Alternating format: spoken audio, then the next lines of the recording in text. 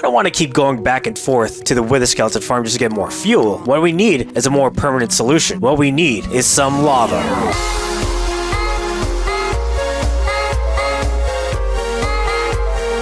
What up, my roomies, and welcome back to the technical guide to Minecraft. And we're back with the basic iron farm. Well, mostly because, well, we need a lot of iron in order to make cauldrons for the lava farm. And as many of you may know, cauldrons take up quite a bit of iron. And so I've been AFKing here for about a couple of hours in order to get the iron that we need. And so as the intro sequence has shown you, we got a pretty decent amount of iron, which I think is going to be enough to be able to pull this off. And before we continue on, I just want to say, Happy New Year! Welcome to the new year in 2024 of the technical guide. I basically just took a break over the holidays in order to get myself together, as many of you may know. It's been kind of a bad 2023, well, for me personally, not in terms of viewership. By any stretch of the imagination, y'all have been just super supportive, and I super love that y'all keep watching, and it reinforces the idea that helping people understand the basics of technical Minecraft is something that people really want to do. But what I mean by having 2023 being rather a tough year, well, there's been a lot of life changes and a lot of life permanent changes that had kind of weighed heavy, and so I took basically all of December to just kind of recoup, relax, and as many of you may know, Monday, Wednesdays, Fridays, where I stream with pics. And for that, it's less so about making content, and it's just, you know, chilling with the homies, as that time is the only time where I really get to relax. But enough of that, let's go over on how to make a lava farm.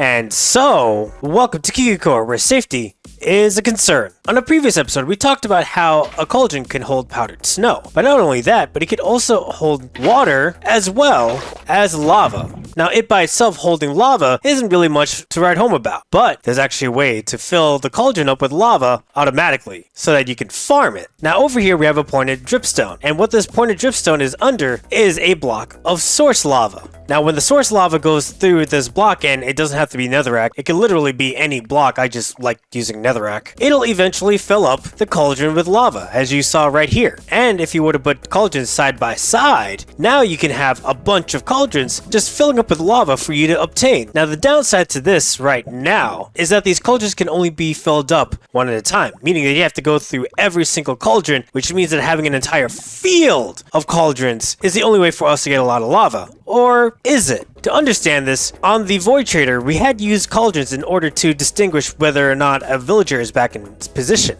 So, if it goes up, it'll still keep the lava as well as going down. And not only that, it could also go left and right. And we could use this to our advantage. See, right over here, you'll notice that I like using this comparator clock. What this comparator clock is basically just repeaters and a comparator with some redstone in between. Now, if you were to turn the light on this comparator by pressing right click on it, you'll notice that this redstone torch in the front lights up. And what this allows us to do is that when a power goes into it, it'll turn off if it has equal amount of power going into it as it is going out. Thus, you have this clock effect. And then all you have to do is turn it off, and the whole system will then turn off. And this is how we're going to go back and power these pistons. See, right underneath it, we have a comparator clock, and right in front of the comparator, we have an observer. And the reason why we have an observer here is just because we don't want these pistons to remain in an on state. We want them to turn on, then off, in sequence. We don't want them all on at the same time, otherwise nothing really will get pushed. So what will happen is that we'll turn this on, the comparator will then turn on, power this forward, and then with each piston rotation,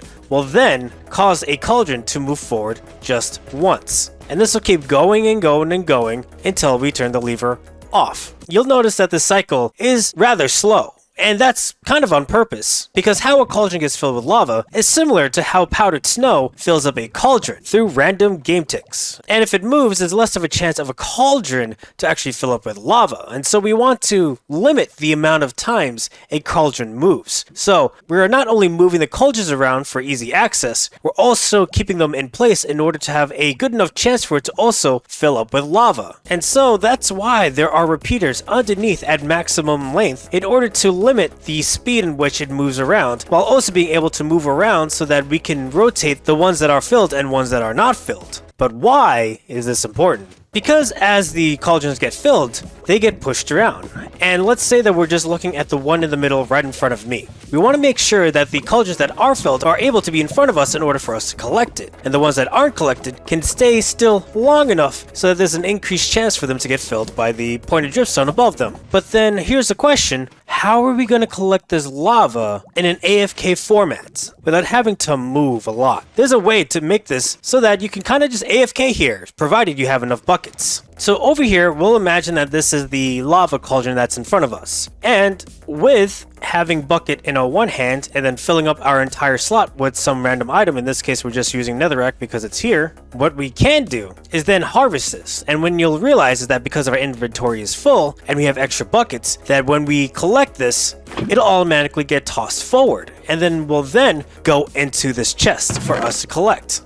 And this is how we're going to make this farm AFKable. See, when we turn on this lever and this whole thing begins to move, all we gotta do is just aim forward and hold down right click. And as the lava goes round and round and round, it'll automatically collect the lava for us so that we don't have to really do anything other than having right click. And all we have to do is press F3T, which will then cause the game to automatically in-game hold right click down for us. So we don't have to ever worry about missing a moment where there's a cauldron of lava in front of us. But then this leads to our next problem. What happens when we run out of buckets? I mean, in our inventory, we can only hold 16 given the amount of space that there is. So how do we reconcile this? See, over here, if you notice that this hopper is pointing into this hopper, which is then pointing into this chest. So no matter where the lava bucket is dropped, whether it be right or left, it'll always go down through this chest via this hopper. So whenever a lava bucket phases through into this hopper, the comparator will notice that there's something here, which will then turn on. This will then energize this netherrack, which will then power this dropper.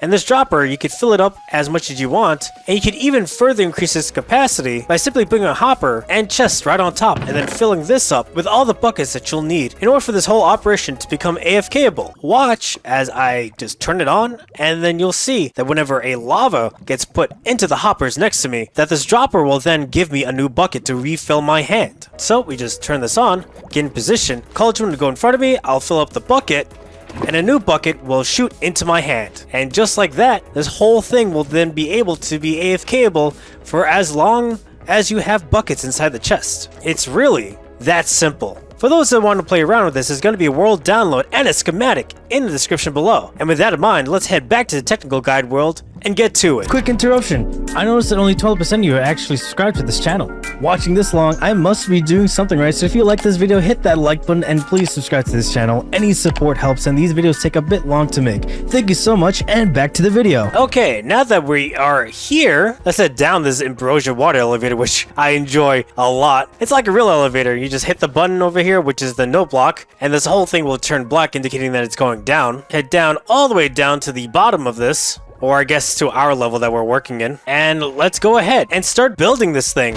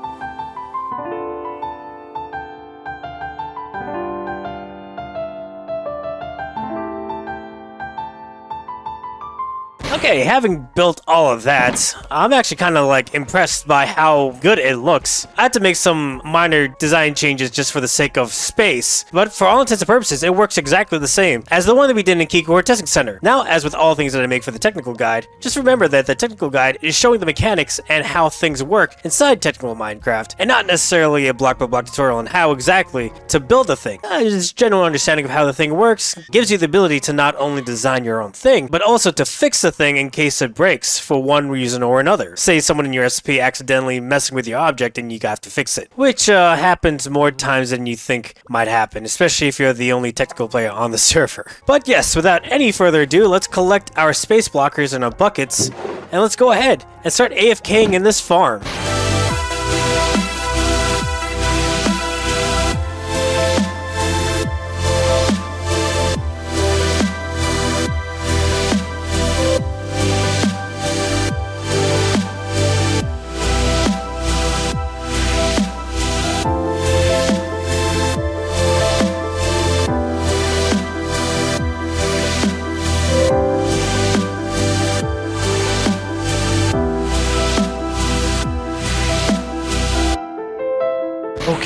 all of our lava buckets are now filled in these shulkers, which I'll keep them here for now because the place that we need them is literally like right next door. Let's go ahead and fill up the fuel inputs.